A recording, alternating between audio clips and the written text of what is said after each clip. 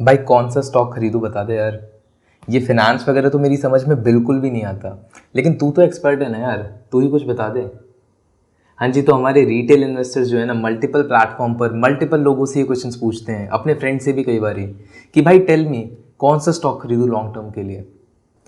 Now what if I tell you guys that by the end of this series on fundamental analysis, जो कि guys केवल 2 videos लंबी होने वाली है, you will be an expert and लोग आपसे स्टॉक रिलेटेड टिप्स ले रहे होंगे। अरे नहीं यार, this is not a joke. And I know कि फंडामेंटल एनालिसिस के नाम मात्र से भी आपको अपनी अकाउंट्स और मैथ्स के वो बोरिंग लेक्चर्स याद आ जाते हैं स्कूल डेज से। But trust me guys, this won't be one such lecture. This is where you learn the art of making money in stock market. So if you are a new investor and you have no idea कि stock market होता क्या है, यार अभी आई button पर click करके पहले basic course खत्म कर लो। बेसिक्स क्लियर होंगे ना तो कोई भी कोर्स करो, पूरे इंटरनेट से फर्क नहीं पड़ता, पूरा प्रोसेस इजी हो जाएगा। सो गाइज, एनालिसिस स्टार्ट करने से पहले एक सिंपल सा रूल ऑफ थंब बता दूं जो मैं पर्सनली यूज करता हूं, thanks to sir Warren Buffett. I don't invest in a company which I don't personally understand. अब जी इसका मतलब क्या हुआ? बेसिकली जिस कंपनी का बिजनेस मॉडल मेरे समझ में नहीं आता, मैं उस कंपनी में बिल्कुल भी इन्वेस्ट नहीं करता। यार जो लोग मार्केट को मॉनिटर करते हैं ना, वो अब मेरे इस वाले एग्जाम्पल से रिलेट कर पाएंगे। जीएमएम फॉडलर जो कि एक ग्लास इक्विपमेंट कंपनी है, उनका स्टॉक अगस्त 2020 में 4000 के अराउंड होवर कर रहा था। So suddenly a news popped into the market कि जीएमएम फॉडलर की मोनोपोली है इस बिजनेस में and India is not going to trade with China anymore due to Covid reasons, everyone knows that right. So इस company का तो अब कोई कंपटीशन ही नहीं है मार्केट में, ऐसी बात फैल गई, which was partially true. But अब कंपनी का स्टॉक प्राइस एक वीक में 4000 से 7000 पहुंच जाए, ऐसा कोई भी रीजन नहीं था गाइस। पर्सनली मेरे को इनका बिजनेस मॉडल समझ ही नहीं आया completely, so I chose not to ride on the bandwagon. कुछ दिन बाद कंपनी ने OFS यानी कि ऑफर फॉर सेल अनाउंस करा एट ₹3500 पर शेयर, और स्टॉक प्राइस मुंह के बल गिरा। It came from 7000 to 3500 just in a matter of few days. अब भाई जो लोग 21 दिन में पैसे डबल करने घुसे थे, उनके पैसे तो डूब गए ना। लेकिन जिन्होंने कंपनी का बिजनेस मॉडल सच में समझा था, जिन्होंने एनालिसिस किया था, आज वो वापस जो है 5000 के लेवल पे हैं। Hopefully soon they will recover their money. मेरे को पर्सनली नहीं समझ में आया कि if this stock is really good, मैंने इन्वेस्ट नहीं करा। सो गाइज, स्टॉक में इन्वेस्ट नहीं करने से मैंने एक अपॉर्चुनिटी तो खोई, बट उस अपॉर्चुनिटी को कवर करने के लिए स्टॉक मार्केट में 1800 प्लस स्टॉक्स हैं। तो लेट्स से अगर मैं पैसे डबल करने के चक्कर में उस स्टॉक को बिना बिजनेस समझे घुस भी जाता तो क्या होता? मैं भी पैनिक में सेल कर देता। तो guys, only invest into businesses that you really really understand. तो चलिए गाइज, शुरू करते हैं fundamental analysis. Basically stock market में 2 तरह के एनालिसिस होते हैं। The first one is fundamental analysis and the second one is technical analysis. तो फंडामेंटल एनालिसिस एक इन्वेस्टर की ये समझने में हेल्प करता है कि कौन सा स्टॉक खरीदना है।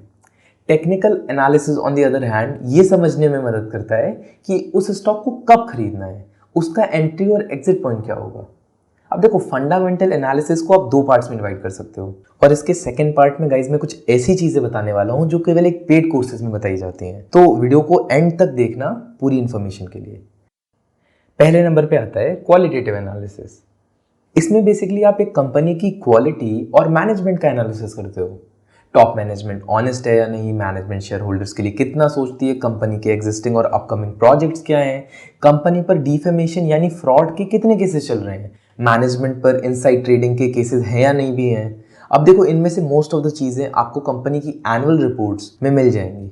लेकिन ये ऑनेस्टी और फ्रॉड से रिलेटेड केसेस के बारे में पता करने की एक छोटी सी ट्रिक शेयर करता हूं आपके साथ। गूगल पर कंपनी या उसके CEO का नाम सर्च करो और उसके आगे फ्रॉड या स्कैम जैसा वर्ड लगा लो। अब कंपनी या उस पर्सन पर जो भी एलिगेशंस होंगे गाइज, वो सामने आ जाएंगे। कंपनी की वेबसाइट पर जाकर आप मैनेजमेंट का क्वालिफिकेशन, एक्सपीरियंस, रेम्यूनरेशन यानी कि वो कितना कंपनी से सैलरी लेते हैं, जैसी चीज़ें चेक कर सकते हो। जो टॉप मैनेजमेंट का कैरेक्टर होता है वो बहुत ही इंपॉर्टेंट पार्ट होता है क्वालिटेटिव एनालिसिस का। उनकी day to day life track करना, उनकी लाइफस्टाइल क्या है, वो कहाँ पे स्पेंड करते हैं, ये सब चीज़ें समझना इसलिए इंपॉर्टेंट होता है गाइस, क्योंकि ये उनके कैरेक्टर ट्रेट्स के बारे में बताता है हमें।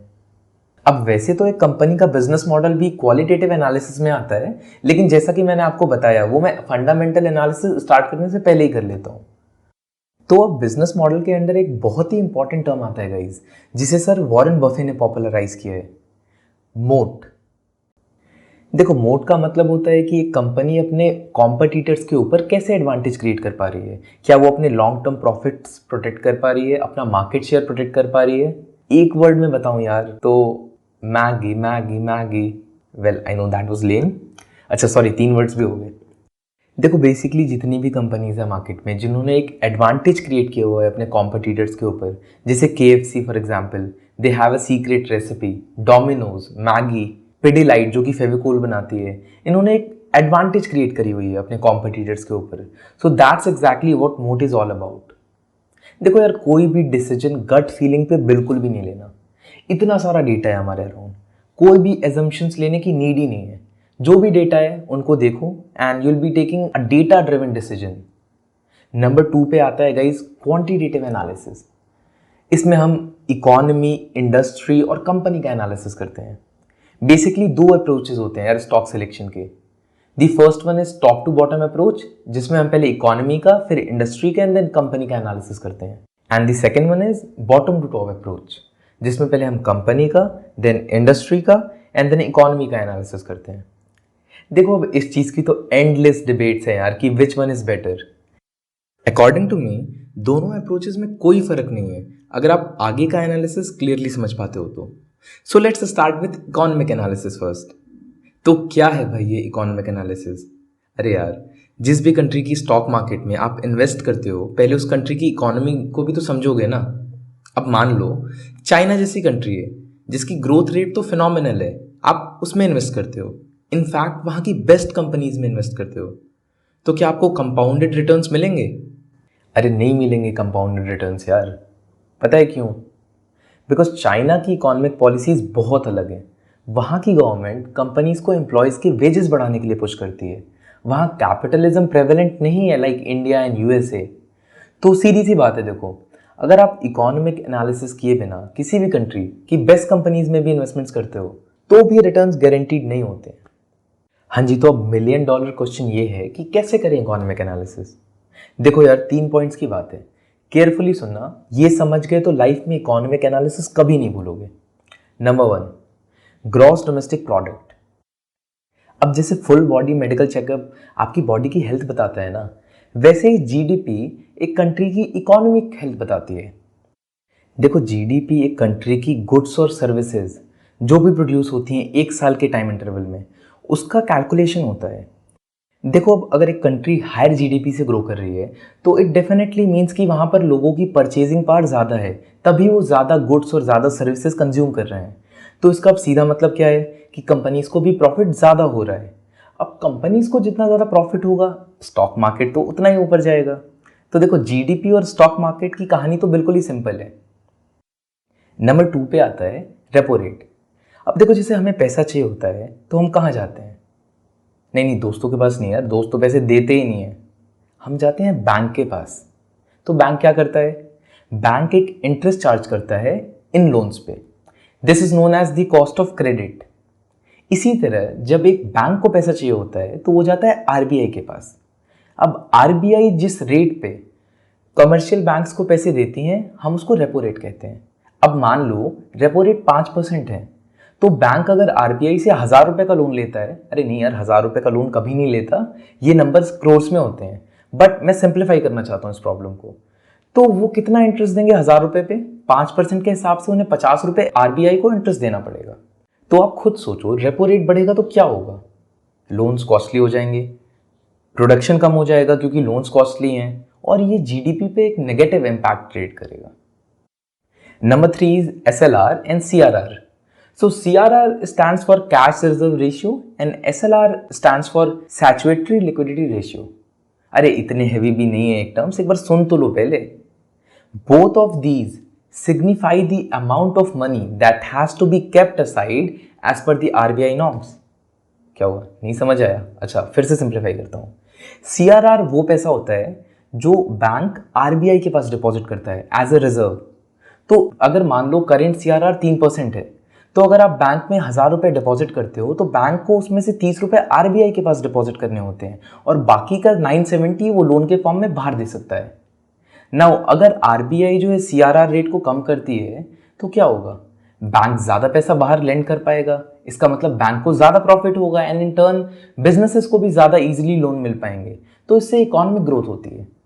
एसएलआर का मतलब होता है गाइज जो पैसा बैंक खुद के पास या मे बी गवर्नमेंट सिक्योरिटीज जैसे कि बॉन्ड में रखता है। The same thing goes with SLR as well. मान लो आज एसएलआर 18% है तो बैंक को जो 1000 रुपये मिलते हैं एक क्लाइंट से उसमें से उसे 180 रुपीज़ या तो अपने पास रखने होते हैं या गवर्नमेंट सिक्योरिटीज में रखने होते हैं। अब सोचो सीआरआर और एसएलआर हाई होगा तो क्या होगा, कैपेसिटी है जो लोन्स देने की बैंक की वो डिक्रीज हो जाएगी। अब ऑब्वियसली कैपेसिटी कम होगी तो लोन्स भी कम मिलेंगे बाहर, और अगर लोन्स कम मिलेंगे तो बिजनेसेस कम ग्रो करेंगे।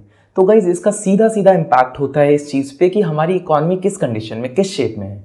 इसके अलावा गाइज बहुत सारे और फैक्टर्स होते हैं जैसे कि मॉनसून कैसा है। इंडिया एक ऐसी कंट्री है गाइज जहाँ पे अभी भी 51% लोग एग्रीकल्चर यानी कि प्राइमरी सेक्टर में इन्वॉल्व हैं। तो गाइज मॉनसून डिफाइन करती है कि हमारी इकोनॉमी किस डायरेक्शन में जाएगी फॉर दैट पर्टिकुलर ईयर। अब ये 3 पॉइंट्स जो मैंने आपको बताए, GDP, repo rate, SLR and CRR, इसकी डेटा आपको आरबीआई की वेबसाइट पे मिल जाएगी। अच्छा ठीक है भाई, इसकी लिंक भी दे दूंगा डिस्क्रिप्शन में। अब इनका ध्यान रखने के बाद आप इंडस्ट्रियल एनालिसिस पर मूव कर सकते हैं। देखो इंडस्ट्रियल एनालिसिस पर्सनली मुझे सबसे इंटरेस्टिंग और इजी पार्ट लगता है पूरे एनालिसिस का। इसमें आप ग्रोइंग सेक्टर्स और इंडस्ट्रीज को आइडेंटिफाई करते हो और फिर उनको स्टडी करते हो। And trust me when I से दिस गाइज, आपका कॉमन सेंस और reading habits, these are the only 2 things that you need while doing an industrial analysis। अगर आपको पता है कि आपके अराउंड क्या हो रहा है, गवर्नमेंट की पॉलिसीज क्या हैं, रीसेंट अपडेट्स क्या हैं, तो you will naturally fair well in this analysis. देखो नई अपॉर्चुनिटीज और इकोनॉमी का ओवरऑल एक्सपेंशन कुछ सेक्टर्स को हमेशा ज़्यादा बेनिफिट करता है। अब नेक्स्ट कुछ एग्जाम्पल्स को केयरफुली सुनोगे तो इंडस्ट्रियल एनालिसिस डेप्थ में समझ जाओगे। पहला एग्जाम्पल है गाइज साइकिलिकल इंडस्ट्री से। बेसिकली कंट्री की जीडीपी ग्रोथ जब ज़्यादा होती है, कंपनी की जीडीपी यानी कि कंट्री की इकोनॉमी जब अच्छा परफॉर्म करती है तो साइकिलिकल इंडस्ट्री भी अच्छा परफॉर्म करती है। अब ऐसा क्यों होता है? अरे कंट्री की बाइंग पावर बढ़ रही है तो लोगों के पास भी तो पैसे होंगे, तभी तो लोग स्पेंड करेंगे ना। इसका सबसे अच्छा एग्जाम्पल है ऑटोमोबाइल इंडस्ट्री। अब भाई लोगों के पास जितना ज़्यादा पैसा होगा वो उतनी ज़्यादा तो गाड़ियाँ खरीदेंगे, और हायर ग्रोथ के टाइम में केवल यही नहीं, इनकी सबसेट इंडस्ट्रीज भी बहुत तेज़ी से ग्रो होती हैं। अब ये सबसेट इंडस्ट्री क्या होती है? अरे यार एक कार को मैन्युफैक्चर करने के लिए इतने हज़ारों पार्ट असेंबल करने होते हैं। अब वो पार्ट्स मारुति और टाटा खुद से तो नहीं बनाते ना, वो भी इसको आउटसोर्स करते हैं। फॉर एग्जाम्पल अगर automobile as an industry grow करती है तो इनके सबसेट में रबर, स्टील, बैटरीज, ये सारी इंडस्ट्रीज भी ग्रो करेंगी। अब इसके अलावा गवर्नमेंट पॉलिसीज़ का भी बहुत बड़ा रोल होता है एक सेक्टर के एनालिसिस में। गवर्नमेंट के अपकमिंग प्रोजेक्ट से हम ग्रोथ के सेक्टर्स और इंडस्ट्रीज़ को ईजिली आइडेंटिफाई कर सकते हैं। फॉर एग्जाम्पल प्रधानमंत्री आवास योजना के अंडर गवर्नमेंट 2022 तक हाउसिंग फॉर ऑल टारगेट कर रही है। देखो अब मैं ये नहीं बोल रहा कि 2022 तक सबको घर मिल जाएगा, अभी हमारे सामने एज अ नेशन उससे काफ़ी बड़ी प्रॉब्लम्स टैकल करने के लिए हैं। बट लेट्स इमेजिन कि अगर गवर्नमेंट उस प्रोजेक्ट को 50 या 60% भी एग्जीक्यूट करती है। अरे यार नॉर्मल सिनेरियोज में ये प्रोजेक्ट एटलीस्ट हाफ तो एग्जीक्यूट हो ही जाता, तो अब क्या होगा? बहुत सारी इंडस्ट्रीज को इनडायरेक्ट एडवांटेज मिलेगा इसका। Number 1 is housing finance companies. अरे भाई HDFC है अपनी all time favourite, housing development finance corporation. अब इसके बाद कौन सी इंडस्ट्री आएगी? Cement, stocks like ACC, UltraTech. इसके बाद आएगी पेंट की कंपनीज। अरे भाई कंस्ट्रक्शन होगा, घर बनेगा तो घर पे पेंट भी तो लगाओगे ना, तो बर्जर पेंट्स, एशियन पेंट्स। देखो गाइज मैं ये नहीं कह रहा कि आप डायरेक्टली जाके इन स्टॉक्स में इन्वेस्टमेंट कर दो, बट एक लॉजिक होना चाहिए हमेशा इंडस्ट्रियल एनालिसिस के पीछे। मैं चाहता हूँ आप उस लॉजिक को समझो ताकि नेक्स्ट टाइम जब आप किसी भी इंडस्ट्री का एनालिसिस कर रहे हो तो आपको चीज़ें पता हो। तो देखो अगर आप लाइफ में वेल रेड होना यार तो और कहीं का तो नहीं पता, लेकिन आपको स्टॉक मार्केट में इसका काफ़ी फायदा मिलने वाला है। और अब सबसे लास्ट में आता है कंपनी का एनालिसिस। गाइज बहुत सारे इंपॉर्टेंट फाइनेंशियल रेशियोज और एग्जाम्पल से भरी हुई होने वाली है नेक्स्ट वीडियो, जिसमें मैं आपको एक IPL ऑप्शन के थ्रू PNL और बैलेंस शीट समझाने वाला हूँ।